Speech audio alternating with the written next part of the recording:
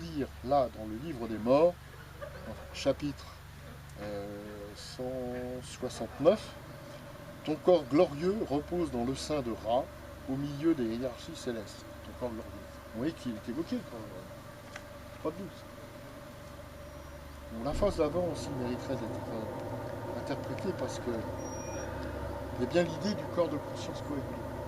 Or, tout se résume à la fin de notre vie sur Terre par la survivance en fait d'un corps de conscience. Et c'est ce corps de conscience qui doit emporter avec lui le plus d'éléments intéressants. Parce que dans ce corps de conscience est localisée évidemment l'âme et ses mesures. C'est ça l'histoire.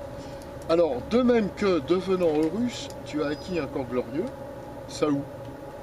Toi, Saou, tu as acquis un corps glorieux. Ça veut dire que Saou, en fait, c'est celui qui était mortel. Ça, c'est dans le chapitre 50, 70, 78. Or, en décomposant ce mot Saou, alors ça, c'est une découverte que j'avais fait en Angleterre, c'était à Brighton. Je tombe dans une vieille librairie comme on en trouve en Angleterre, à Brighton, où il y avait des ouvrages ésotériques, des ouvrages d'histoire, etc. Et je tombe sur un vieux bouquin de Lewis Spence, rien à voir avec Spencer Lewis, le créateur de l'art. Et ce personnage reprend toute la mythologie égyptienne. Et à un moment donné, il parle en fait du Ou, H-U. Qu'est-ce que le Ou? Le Ou, en fait, c'est une goutte de sang du Djara. C'est très intéressant parce que la goutte de sang nous fait penser aussi à l'élixir, parce que l'élixir alchimique, c'est du sang métallique. Et en fait, qu'est-ce que le ça? Le ça, c'est le fluide. Par exemple, là, je suis derrière, je me mets derrière lui, et je lui transmets mon fluide.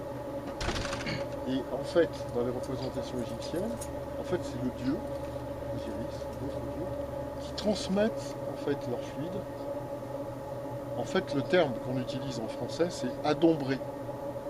Il est dans l'ombre, il est derrière, il est caché, et il transmet le fluide. Donc, rattacher les deux mots ça et ou, c'est très intéressant.